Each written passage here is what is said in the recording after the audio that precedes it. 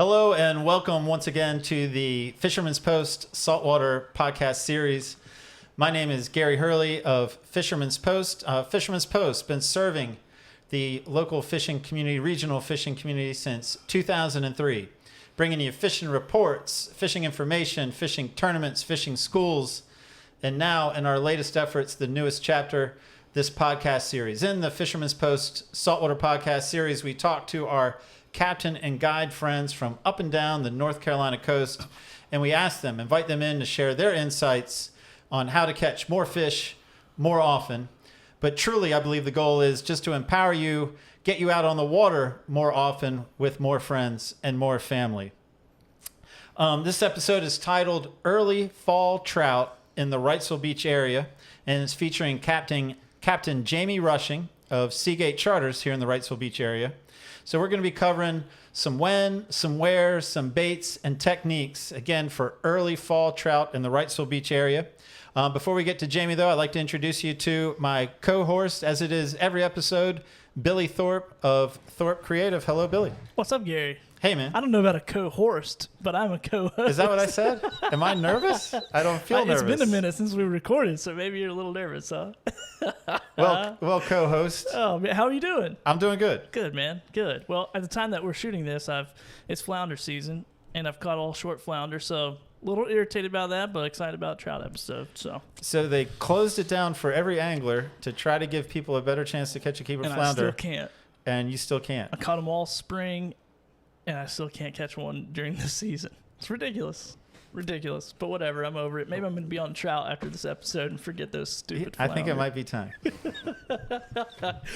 Oh, man. Well, it's definitely time to talk about our sponsor making this show possible is Marine Warehouse, so we really appreciate you guys over there at Marine Warehouse. I got a quick little commercial from them. We'll be right back. This is Preston with Marine Warehouse Center. We're your headquarters for Carolina Skiff, Sea Chaser, Prepare Marine, and Sailfish Boat. If you're looking for tons of features and value without compromise, come check out our inventory in person or check us out online.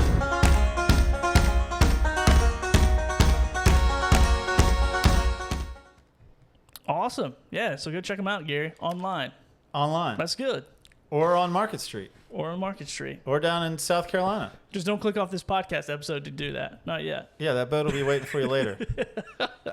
Oh, goodness. Well, speaking of podcasts, if you're watching, you know how to watch. If you don't know how to listen, then I'm going to show you how to do that, or vice versa. Whatever. Doesn't matter. Here we go. Here's our little social information.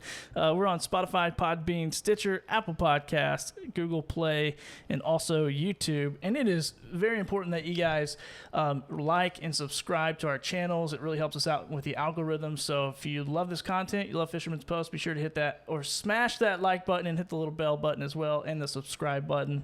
So many big asks there for subscriptions and all that fun stuff. But I have an ask of you. Uh-oh. All right. I had a Marine Warehouse Center feature that we moved over too quickly. We did. It's not necessarily a little known fact. It's not a get to know the people better. All right. It is. I'm back to the Billy Thorpe quiz question. And if I did call you a co-horst, here I am. I'm going to give you a special plug for calling you a co-horst. All right, perfect. And this wasn't planned. So Billy Thorpe of Thorpe Creative, who deals in promotional material. That's correct. Among other things. Marine Warehouse Center sells Richardson hats on their website. No going to the website right now. What do you think they're retailing those Richardson hats for? Marine Warehouse Center, stylish, good-looking Marine Warehouse Center hats that I hope they're sending us two of right now, because it would be much better if we had one. If we were each wearing a Marine Warehouse Center hat. I would say that the going market value on average that I've seen is probably $24.95. You are 5 cents off. $24.90. $25 even. I don't think right. Emmett doesn't want to count They're change. They're not even playing those. Emmett doesn't count change. He said make it $25. Just give me the 5 and let's go. Yeah, I don't know what $29.99 is about anyway. Maybe acting like you get a better deal than $25. Yeah, that's manipulation. And Emmett isn't about he's manipulation. He's a straight shooter. Give him the He's 25. not about change, and he's not about manipulation. $25 even. Walk out the door. That's it. I like it. Show me a fish photo. Here we go. Here's a fish photo. Jack's gear, age 5. Look at him, man. And his dad with a speckled trout caught while fishing near Masonboro Inlet using a Carolina rig with a live finger mullet. Good looking fish, good looking kid, good looking family. I like it. We like to celebrate our junior anglers. We like the family element. And now I'm going to give you a reminder for Billy's best takeaway. I'm going to talk to my friend Jamie Rushing here. I'm writing it down. And Jamie's going to tell me about trout. And then when Jamie's done talking, I'm going to come back to you and say, Billy, what was your best takeaway from all the information that Jamie just shared? It's going to be an epiphany. All right. It's going to be great. All right. So now let me bring you to my guest, my talent, Captain Jamie Rushing of Seagate Charters in Wrightsville Beach. We're going to talk about early fall trout in the Wrightsville Beach area, when, where, baits, and techniques. But before we get to that, we've got people tuned in, waiting, but they're also trying to figure out, should I listen to what this guy has to say? Jamie, tell them why they should stay tuned to listen to what you have to say. Well, I feel like, most people know my reputation as a meat and potatoes kind of fishing guy, a blood and guts kind of guy, if you will. But I do enjoy fishing for all types of fish. I don't target just one sort. My favorite three fish are the speckled trout, the flounder, and the red drum. But as we're talking about speckled trout, I have been running fishing trips here since 2005 around Wrightsville Beach. I've been featured in several publications, including the Fisherman's Post and some well-known national magazines. I do take trout fishing seriously, and I feel proud that I've put a lot of people on some big trout. So, yeah. Me included. I'm on that list. Hey. I'm on the trout cohorts. list. Yes. Yes. All right. So before we get to trout talk, as you were warned, we've got this feature, 2 questions. In this case, it's not technically 2 questions, but this is non-fishing related. Putting you on the spot here, and I'm going to apologize for my lack of creativity. I like to try to find some kind of play on name. I was looking at Rushing, and the best I could do in the limited amount of time, because we went to print last night, was Mount Rushmore. Jamie Rushing, can you tell me 2 of the presidents on Mount Rushmore? George Washington. Ding. And Abraham Lincoln. Ding, ding. You got it. The other 2, Billy? No, that's not my question. Jefferson and Roosevelt. You crushed it. You crushed it, Jamie.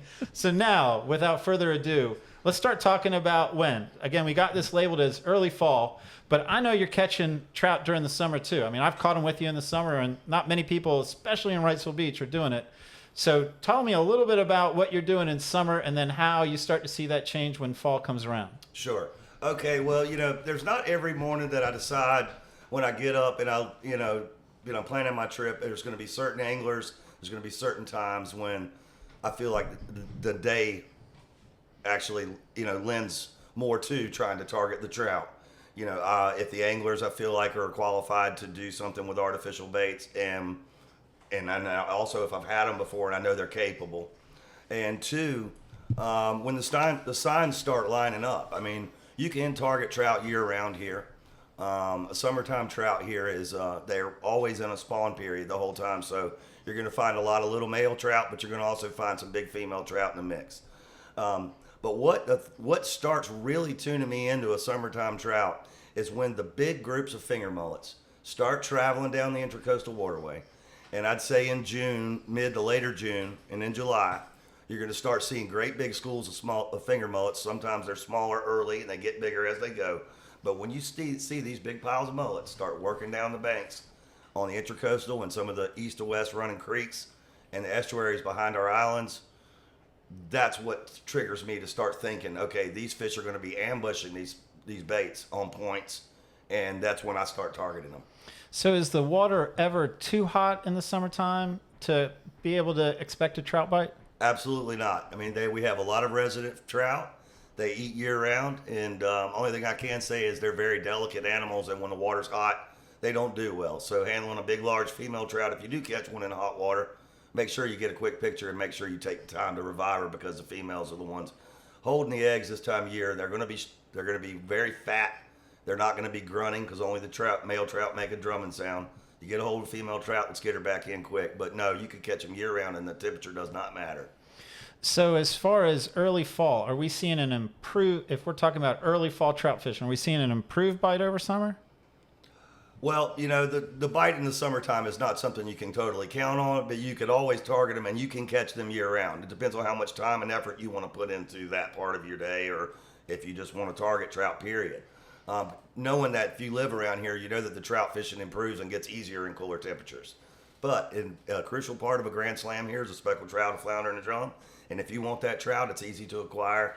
You just got to go about the right ways. You got to go around the right ways to do it, and you got to feel confident in what you're doing, and you got to know where to look, and you just got to go do it. Because if you don't, you definitely won't catch one.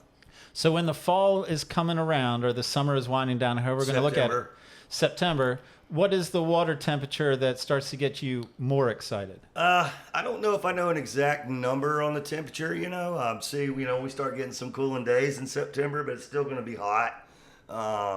It all still revolves around the presence of all this bait and stuff, but I'd say, later in the month in September, when no one's really thinking of speckled trout, there's going to be a good amount of them in the mid to later half of September. And there's just certain ways to go about it. You're going to see it improve from there on. But there's going to be really good trout fishing while most people aren't expecting it. I'm going to be catching bags full of trout and nobody's going to be even thinking about it yet because there's other things to do at the same time. And they don't think about it yet, but there are going to be some good opportunities early that people will miss out on if they don't prepare themselves. So probably the number one question that people have when we're talking about any inshore species is where? People would love for Billy right now to bring up Google Earth and have Jamie Rushing point on Google Earth and say, go here and go there. But that isn't going to happen on this episode. It hasn't no one happened did yet. that for me, so Right? I can't pass that on, myself. But, Understood. right. That being said, there's got to be some things you can look for because, again, people are watching this not just curious about Wrightsville Beach, but how it can apply to where they are on the coast. What's some habitat clues, features that you're looking for that tend to hold trout better than others? Well, the speckled trout, like I said, they're in the middle of a spawn right now. All right. So what they're not worried about anything except spawning and eating right now. Okay. And they want to make sure that when they're doing this, they're going to be somewhere where when their eggs and the males fertilize the eggs that the females let go, they're going to flow into an oyster estuary where the eggs can incubate in their first year and grow in an oyster area. They're also smart enough to only spawn on a rising tide when the water is going to flow back into creeks and back into oyster beds. They won't do it on a fall. They're smart enough to know that. So that being said, you're going to want to find areas near oyster marshes. But let's just make it a little easier. How about like if you're on the Intracoastal Waterway in all the bays between Figure 8 Bridge and Carolina Beach Inlet, you got a lot of spits that go into bays behind Masonboro Island and the island of Wrightsville Beach. And all these islands on the Intracoastal Waterway, you're going to find certain old oyster beds and rocky areas that if it's a rocky, oystery area, live or dead shell, on the corner of a creek that may spill into a flat, these fish are going to stage on and near these creek areas because they're smart enough to know that they want their eggs to go back into oyster beds. So what they do is they stage up. The males will get in big groups and they will sit around and make sound with their drumming sounds, and they're just going to be calling up their females and saying, this is where we're hanging. Come on in here. Let's mingle. Let's let this stuff loose, and it's going to go back and do what it's supposed to do. Right? Right. So that being said, you need to find yourself looking on places where you know that these eggs are going to be going into oyster beds. Any of the big oyster beds and bays, even on the west side of the Intracoastal Waterway, from Figure 8 to Carolina Beach in that area. I mean, that's not just saying here, but the area that I fish is mostly that. So yeah, they're going to look for places where there's large shell beds and rocky areas where they know these eggs are going to get washed into some bays and estuarial areas where they can mingle, not get eaten by croakers and pinfish hiding down in the oyster cracks, only to be in the first year of their life 10 inches long, in the next year able to get back and spawn with the other males. So what about anything about water depth? Do you like skinnier water, deeper water? No, it's not going to be too skinny or too deep. It's going to be edges of creeks and estuaries, but nothing too super shallow. They're going to want some moving water and flow to help them carry their things along. But no, average depth, 3 to 8, 10 feet. Okay. And yeah, and more so in these places than in like inlets this time of year, because when we find them a little later in the fall and they're going to stack up in area inlets, they're done with the spawn. That's not on their mind anymore, and what they're going to be looking for then is food to fatten up for the winter. So, and it's also going to be that we have a huge influx of shrimp in the fall, and all the shrimp come pouring in from all the inlets, and they want those shrimp. So that's why a lot of times they're going to move, because right now they might be not eating as many shrimp in the area that I'm talking about. They're eating more mullet. But as the fall comes on and we start getting less mullet and more shrimp, they're going to switch over. And the shrimp are going to be coming in mostly from the ocean, a lot of white shrimp. And that's in our area. So they're going to start pushing and staging in the jetty rocks of Wrightsville Beach, Carolina Beach Inlet, Masons, and Riches, and so on, because these shrimps are going to be coming pouring in the inlet, and that's what they're looking to eat. So I don't know if this is a dumb question. To go back to early fall, when we're still in the spawning stage and they're not Sure. just gorging for the winter, you say that their spawning system, they know to do it on an incoming tide. Does that mean the trout bite is better on an incoming tide because you can more predict where they are going to be Also, hanging? they only do this in the middle of the night. They're not going to do this in the daytime. They prefer on a moon, on a full moon. And you can read. I've read a lot of this, and the South Carolina DNR puts out amazing literature about the life cycle of the speckled trout, more so than the North Carolina stuff. I don't know why, but they tend to take their fishery a little different than North Carolina. But they put out an amazing bit of free stuff that you can get from them. You can order it offline. They'll tell you the life cycle. But what I've read and what I've found is that they're smart enough to know to do this also in the middle of the night. So you're not going to probably interrupt their lovemaking session or anything like that, and it's not going to affect how the fishing goes. What you're going to find is they're going to be staged together. You're going to find a lot of males, but if you pick through the males, there's a big girl down there, and she's going to want to eat too. So you're going to have to maybe wade through a lot of more small male fish that you're going to hear grunting and stuff when they're in the boat. And in your hand, you're going to feel them vibration in the stomach. That's a male. And you're going to start noticing that even a 15 to 16 inch female is going to be big and fat and around as compared to the little skinny males. So, that's just the way it goes. So I don't think you got to worry about that. And the only thing that you're going to find is that when you find them, you might find a good group in the early spring or early fall time, because they're going to be in big groups trying to get that done, but they're also going to need to eat. So to target the day, moving water matters, but tide doesn't matter. It could be on the fall of the rise, but you do like the moving water. That's right. And it doesn't stop for long. You know what I mean? You can kind of fish through it if you have to. Sometimes you'll find that they bite through it. I don't discourage that. I've used it as an excuse plenty of times. But no, I think you'll find that as long as you got some moving water, and you're going to find sometimes if the wind and water are moving the same way, it might be a little more difficult, or if they're going opposite directions where you're fishing at.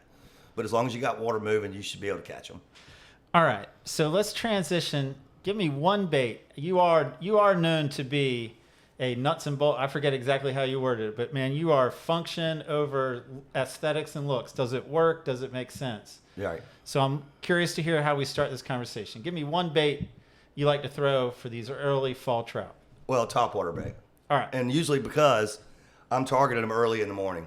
For one, there's less traffic. There's less people around to see where I'm fishing, and a lot of times it's right out in where people can see me.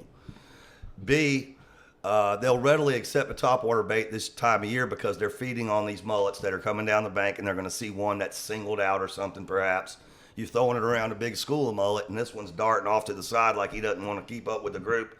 They're going to single that bait out, and they will readily just take topwater baits early AM, even in sunlight, but best early. And that's a lot of times when I'm fishing for them. But say a person can't walk the dog with a topwater bait. Primarily, really, Gary, there's two baits that I use more than anything now. Okay, wait. I don't want to leave topwaters yet. All right.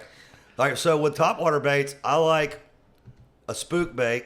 Is it cool to drop names to lure companies? Man. All right, so I like the Excalibur spook. I do like a Rapala skitterwalk, but I find myself using more of the Excalibur spook and the one knocker spook better. I just like the way the bait swims and does better. I feel like I get better results on it. And but any topwater bait that you have a lot of confidence in that you can walk and work properly will work. And the color does not matter at all. Okay, I was going to ask, does color matter? No, I typically like to use real bright colors, bright pink, bright orange, white, something that I can visually keep up with while my anglers are fishing. And if I've got two people, I prefer to have one throwing an orange and one throwing a green. That way, if they're throwing near each other, I'm like, all right, orange dude, you got something behind you. or something, and I know who it is instantly, or I can say if you're using, you're not getting mixed up saying, oh, you're both throwing orange. I didn't know which one of you guys were getting ready to get a bite, because I don't think the color matters that much, and it's visually easy for you to keep up with a bright neon colored bait, twilight, early morning. Of course, white always works well. But, looking up at a topwater plug, I don't think color matters to them at all, personally. As far as the early fall goes, it's a sunny day, not a summer day. It's a sunny day. You can expect reasonable results on topwater until how late in the morning? Really all day. Really? But, it's probably a little less likely. I've had success with them in all hours of the day, bright sunlight, noontime sun. But I got more confidence using it early, and I typically my rule of thumb is, early topwater. A little later in the morning, say 10 o'clock in the morning and on, or even, earlier than that even. Even after once the sun is up in the sky, you got some sun, then I'm going medium. I'm going in the column, but I'm not going to the bottom. So typically I'm starting at the top, sun comes up, I'm going subsurface, sun gets up higher, I'm going to the bottom. And then backwards on the deck when the sun comes back down. And you can count on a bait. You got jerk baits, which I'm going to say a jerk bait is a bait with a bill on it. Okay. Like an X-Rap, Rapala, XR10, Glass Ghost being my favorite one, but I've caught them on every color. And also, like, say, for instance, the Yozuri Crystal Shrimp, another one of my bread and butter baits. I like these baits because they've got a bill on them. When you throw them and you crank them down a few feet, you let them suspend, they're sitting at 4 feet deep. That's what they're designed to sit at. And I've got no question in my mind, if this guy I got on here has no idea what he's doing, that if he's throwing that bait and pulling it down and stopping, it's stopping where I want it to. Then that's a jerk bait. Now you got a twitch bait, something like a mirror lure or a Mirrodine. Even the 52M mirror lures, they sink at different rates, but they're in the column. Some don't sink much, some sink a lot. But do you really know where they're at in the column all the time? If you're not using them and you've got somebody that you don't know, it's a safer bet for me to use all these build baits. But there's a special time for all of them. But as far as like people having the skill to use artificial baits, I found that with a X-Rap and a bait like that, and like a Yozuri Crystal Shrimp, something that's a suspending jerk bait that only goes in the depths, all I got to do is if I can get them in the right area and get them to use it somewhat properly, I've seen people with no experience at all ever using an artificial bait have great success with these lures. So therefore, I use them a ton with experienced and inexperienced anglers. So is the value that you really like the 4 foot mark for targeting them once the topwater bite might slow, or is the real value that you know exactly where it is in the water? Well, no, I'm thinking that, once the sun has come up a little bit, they're just like human beings. We don't like to stare up at the sun. They ain't got eyelids. So they don't want to look straight up in the sun. You know what I mean? So they're going to want something that's a little lower in the column. And even if the water's deeper, they're going to come up and eat that bait. They'll eat a topwater bait in 8 foot of water in the early morning hours. They'll see it up on the surface and come up, even if they're staging a little lower. But, I just feel like they're not wanting to stare straight up into the sky and then the sun as often. And you got to think, too, there's a lot of food for them to eat. Why are they going to want to eat this one? You got to make it stand out a little bit. You got to make it look like it's wounded or injured. And these baits are designed to do that. So you don't have to do a lot, but, it's like playing with a cat, too. You get a trout to bite and he won't bite again. I tell people, put your hand under your leg and wiggle your fingers. You'll get his interest again. You got to do something a little different once in a while, but those baits will work. And the only reason those jerk baits, it's not so much the depth, Gary, is what you're asking. It's more that they're not having to come all the way to the surface in the brighter sun. Because sometimes with the twitch bait, we're not getting it down far enough that we're still playing with the surface when we should be down around the 4 foot ish mark. Yeah, and then and as the sun gets up higher in the day, a plastic, a grub, with a jig head, small, some sort of plastic, like let's just say, for instance, a DOA shrimp. Okay, that's not a heavy sinking bait, but it'll sink as long as you let it and go. So when you're fishing like something like a plastic like that, or a lighter grub head on a soft plastic like a Z-Man trout trick, and a 3/16 ounce, say, jig, you always are going to, more so than most fish, with the trout fishing, if I'm stationary, I'm fishing this bait to have a swing, okay? You're going to want to have a target on the bank that's going to be directly off the beam of your boat, but you may cast at 1 o'clock. to get your bait to be in the zone where you want it by the time it reaches that in a drift with the current. So you don't have to you don't have to wind or anything. You're going to let the current help you by throwing up current, letting this bait swing down with a natural swing, getting to the depth, depending on how fast it sinks, where you want it to be when it's off the beam of your boat. And then different variations. And you can always throw it off the beam, let it swing back, and drop line to it and stuff. And just take advantage of the swing, twitch, and let it fall. Twitch. More so than working it back to the boat. Whenever you can, let the current help you and use that to your advantage. All right. Especially with trout fishing. Man, you are dropping a lot, and I am trying. I mean, this is beautiful information. I'm trying to keep up. But really, it comes down to three things: topwater baits, jerk baits, plastics when the sun's a little later. Those three things are going to be your bread and butter. You might come home with a lot of other stuff tied on. You know what I mean? Because you might try things later if the bite stops or you're not doing that well with it. But if you have confidence in those three positions in the column, and the time of day you're fishing, use them appropriately. In the depth of water, try to use them appropriately. Of course, I said early in the morning, topwater bait will work in deep water. But in even those jerk baits, but if you're in 20 foot of water, you know what I mean, or something, you may want to go a little deeper. But generally speaking, in the same depth of water, I may fish from 8 to 10 feet and shallower on banks where it's at an angle. They're going to stage on these banks on the rock and stuff. And the reason why I also say is to fish around rock and old shell and oyster, especially when they're ambushing these baits, because that is the absolute perfect camouflage for these fish to sit and wait for baits to come to them. And like I said, with these baits swinging, that's mimicking this school of bait fish swimming down the bank, and they're just sitting waiting on it. You know what I mean? So you got to get that natural presentation of a swing through. Not as much as if you were in the mountain trying to play a trout in the mountain current, but you need a natural sweep through when you're using the subsurface things. The X-Wrap, the soft plastic, you don't have to wind it. Those things are going to travel with you, and they're going to suspend through the column and float through and down. And where you want your peak of your cast to be, you're going to throw a little further to the left or a little further to the right and allow that swing. And you might have to play with it a little bit. It's like playing darts. You might have to adjust a little bit.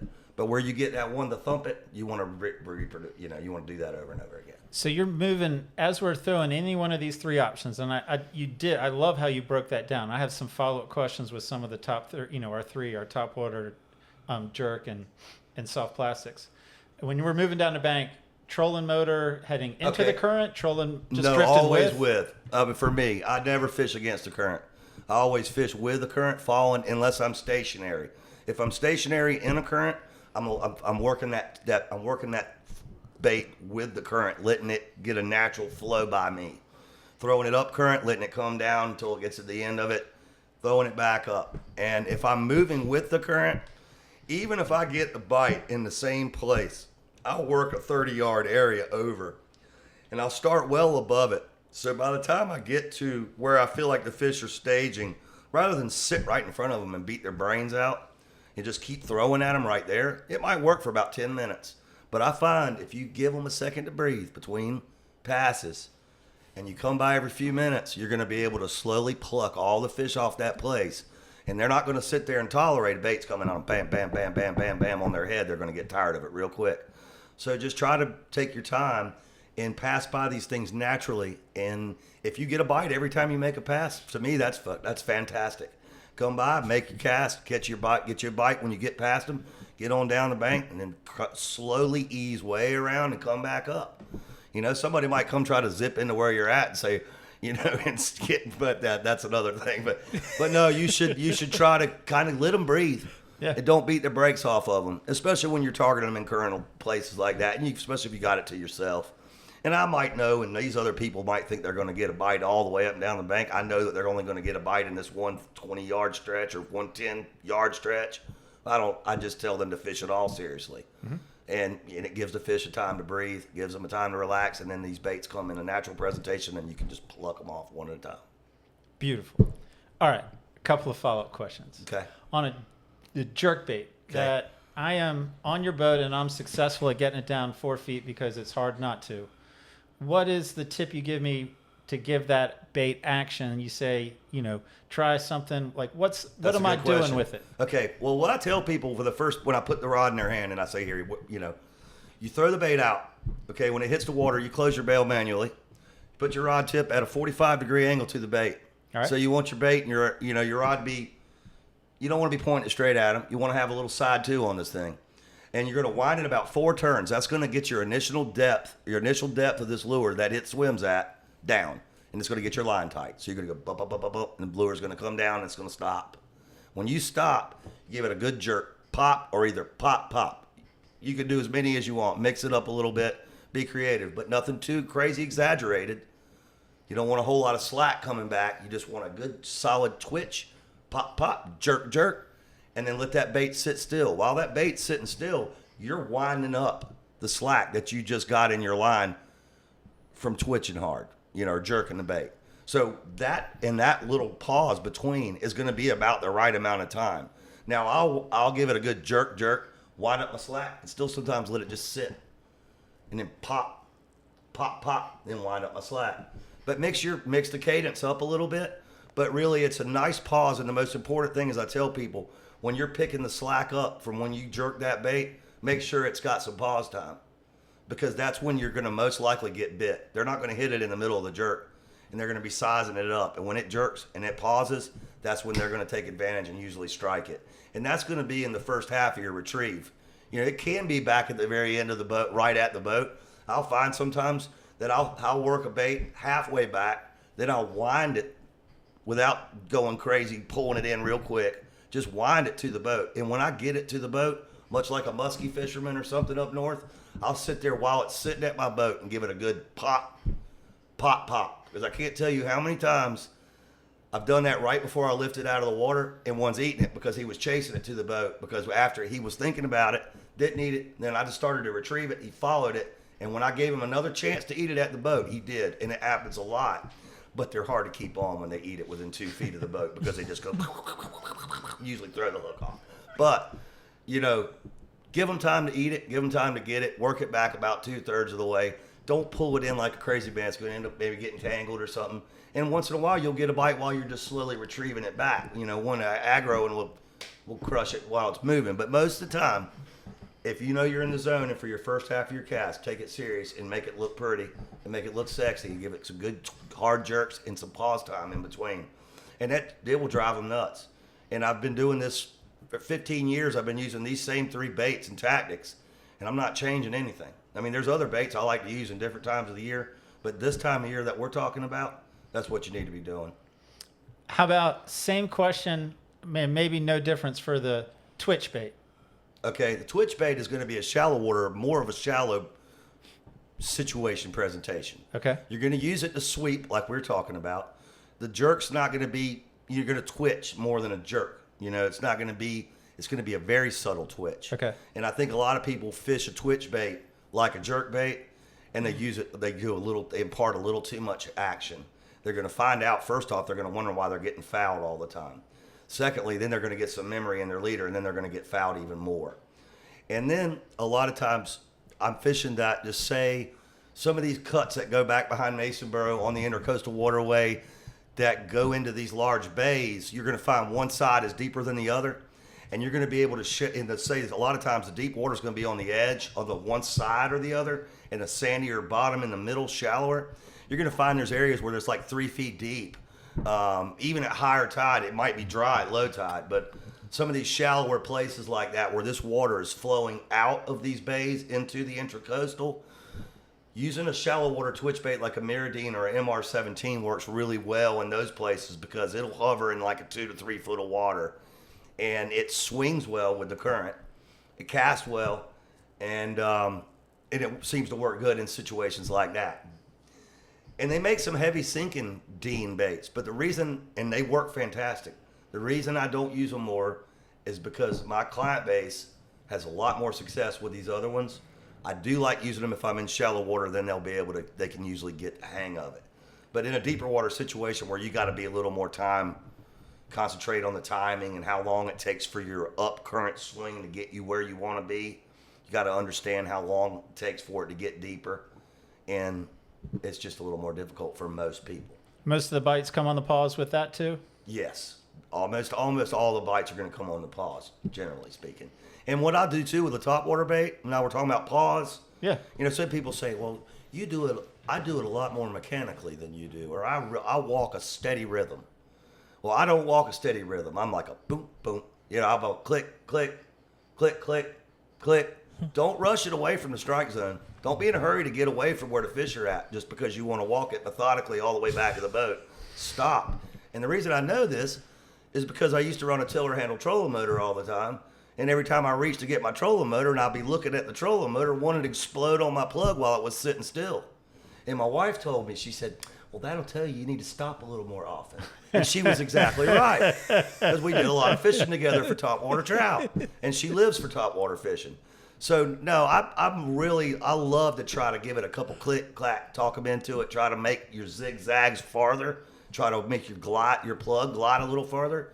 Instead of a pop with a tip, little pop pull, make your bait get a little further wide glide on it, and play with the action with it. And you can literally talk them into getting more bites. You got me excited And right don't now. rush I'm ready them. to crush a top. I'm ready to eat a topwater bait. And hey, if you live on a pond or you live somewhere where you got a retention pond for bass fishing, best practice ever, because there is a timing thing with topwater.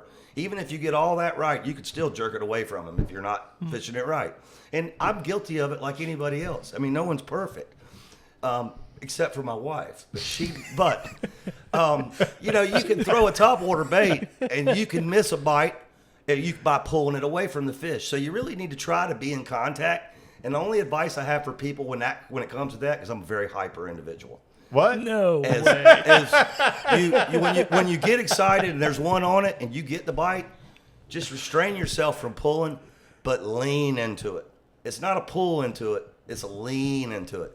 With a tight arm, and just to pull that rod tight until you feel something there.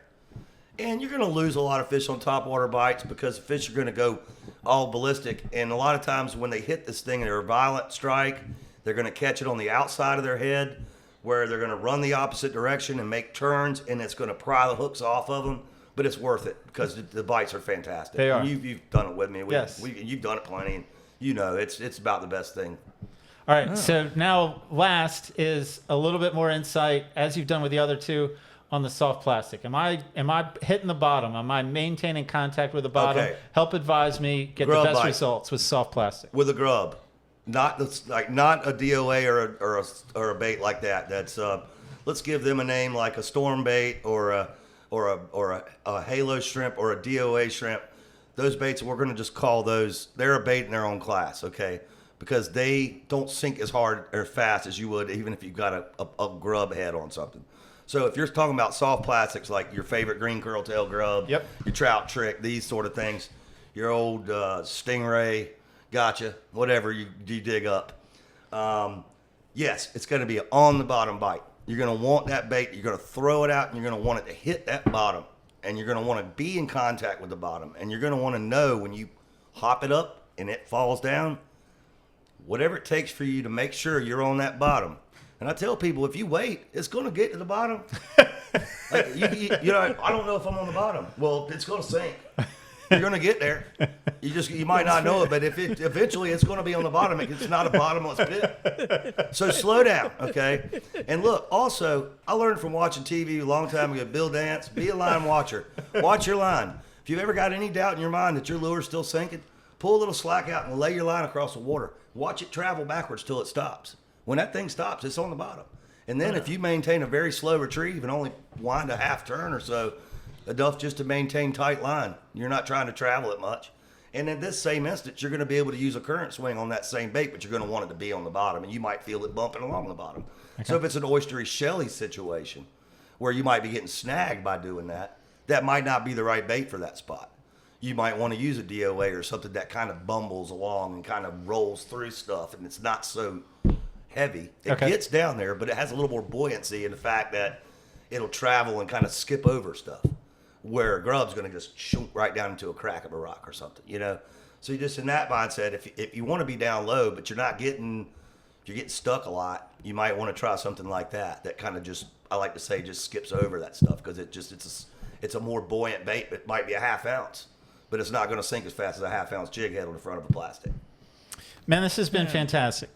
So, Jamie, here's what we're going to do. We're segueing out of this, man. You've given us so much information to process, to try to use. You know, what I want you to do now, I want to give you a minute or two to talk about Seagate Charters. Walk my people through what's Jamie doing throughout the year. Start me in the spring. Take me through. Make sure you tell people what you told me at the beginning, that in the summertime, even into the fall, that trout is part of what you like to do, is put people on the slam. Like I've done it on your boat a couple times, and it is cool to finish a half day and say, man, Jamie just put me on a trout, a red drum, and a flounder. So make sure you include that when you walk me through your calendar pretty quick. Okay. Well, we'll just start right in January, right at the beginning. I fish year round. So wintertime fishing, you're going to find me split between the Cape River downtown fishing for striped bass and also trout fishing all winter long. Because speckled trout will bite in the middle of dead winter, and sometimes that's the best bang for your buck in the winter. So I'll do that until about March. Then about March, we'll start getting some, the tailor-sized bluefish, smaller bluefish in on the beach. Still kind of going back and forth between striper fishing. I get tired of that. I'll go beat up some dock fish around the Wrightsville Beach area. There's a lot of good opportunities when the water is clear to dock fish for red drum, and you can still target trout. The only time it gets really hard to catch trout is when the water's in the 40s, low 40s. But then the redfish will still bite. But yeah, so that's still what I consider wintertime fishing. I'm fishing a lot of dead shrimp. I'm trying to catch black drum, red drum, maybe a speckled trout for the anglers that can fish slow and methodically in cold water. And then spring comes along. You got April, May, or after you get out of March and you start getting some Taylor bluefish, then you're going to get your ocean stuff that comes in, like the Atlantic bonita, false albacore, that sort of thing. I spend a good amount of time doing that because it's a great change after 3 or 4 months of wintertime style fishing to get out and have something to stretch your string out, fight real good and hard, easy opportunities. And it's good to see all your friends and everybody out together trying to target these Atlantic bonitas. We've had a good show of them the last few years. Tasty fish, lots of fun, good for kids. And there's several ways to target those. And then about May 1st, when the water starts getting about 65 degrees to 70, the Spanish mackerel arrive. And the very biggest ones to get here, the very first ones to get here are the biggest of the year, and they come from the south. So I get all excited about trying to catch a citation Spanish from about April 15th to the 1st of May. And we're still mixing them in with Atlantic bonita and false albacore in the same areas to the south. When I say to the south, I'm saying off Fort Fisher and that area. And that's your time where you're going to, you got a good opportunity at catching a big citation Spanish mackerel. And those are the ones of all the Spanish fishing of the year, that's probably my favorite of all of it, because that's more of that. And then, then you got June, you're going to start getting some nice bigger redfish instead of the puppy drum and up to the slot size fish that we catch all winter. We're going to start seeing some better sized quality fish. Slots, upper slots and overs are going to be on area inlets, near shore artificial reef areas up and down the beach, as well as some of the, Civil War structure wrecks and things like that, and live bottom areas on the ocean front. There's a lot of drum there, and that starts about June for me and goes all the way through the summer. This year was different with the flounder because we had a small window, but typically July, when it's hotter than Hades, I'm sitting out in a wreck fishing for flounder a lot, in the ocean mostly, myself personally. Now that you can target flounder everywhere. I like to fish all the near shore artificial wrecks. I found it's an easy place for people to catch them, plus the sea breeze is a little more cool. It's not as hot out there, and the bugs aren't going to eat your butt alive in the mornings when you go to put in and try to fish inside. The bugs will chase you out into the ocean a lot of days, so that's where I go for that. And then as it comes around into the fall, we're at where we're at today. And that's where I start getting excited. When I see those big groups of mullets start coming down the banks of the waterway, I'm thinking to myself, I'm ready to throw a topwater plug and see if I can't get me a big girl topwater trout. So right on. And then through the fall, it's just straight up, more trout fishing, big drum from mid-September into October. We're going to have great trout fishing and big red fishing, big old drum fishing around our area inlets and in some of these wrecks on the beaches. And one of my favorite things to do is to split the trip in half. We're going to go late September. We're going to go speckled trout fishing for half the day. And then we're going to catch every lizard fish we catch, because we catch a lot of those at Wrightsville Beach where we're talking about fishing. Yes. Take every one of them lizard fish and throw them in my live well. And I ain't going to worry about going to catch bait today. I'm going to take them lizard fish. As soon as we get all our trout that we're going to catch, we go straight out and set up somewhere for these big reds. And I cut them lizard fish like sushi rolls. And it's the best big redfish bait, hands down, you can use. It's got skin all around it. Pinfish and little critters can peck on it all they want. It ain't going nowhere until the band comes in and bends it down. And depending on how big around they are is how wide I cut them. If they're skinny, I cut them in a long capsule size piece and use the whole thing. Head, middle section, down to the tail. And then I promise you folks, help me get rid of some of these lizard fish. Let's use them for cut bait. They work great. Jamie Rushing, thank you so much. We are at the end of the episode, man. You have hit a home run. Oh, thanks, bud. And so I am going to turn to Billy now.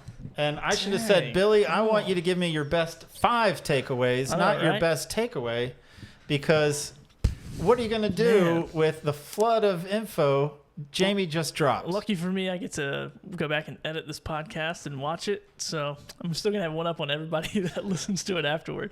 But man, I tell you what, dude, you got me amped when you said freaking cut up those lizard fish.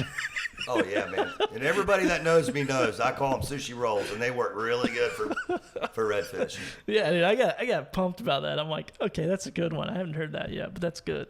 So, yeah, man, that's probably my takeaway. Like, go murder some some stupid some lizard fish for a good cause. Yeah, man, absolutely. I just caught a bunch of those this weekend. Well, they're plentiful, you know what I mean? And you don't always have to waste the time going to look for bait. Take that extra time. Go catch you a speckled trout on artificial last 2 weeks of September. Go target you some trout first thing.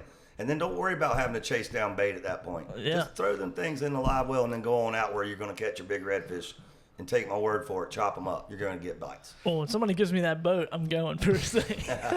Billy, wrap this episode up. So good, so good. Gary, thank you so much. Jamie, thank you so much. What a great episode that has been. If you agree with me, be sure to hit that like button and that subscribe button on whatever platform you're watching on. If you don't know what platform to watch on or listen on, well, you're doing one or the other. But here is a list of them if you're watching. If not, I'll read them to you. Spotify, Podbean, Stitcher, Apple Podcast, YouTube, and Google Podcasts as well. And it's been an amazing episode. Thank you, Marine Warehouse. So go over there for all your boat needs, Gary. And that'll wrap this thing up, man. All right, man. And we're out of here. We're out of here. Fisherman's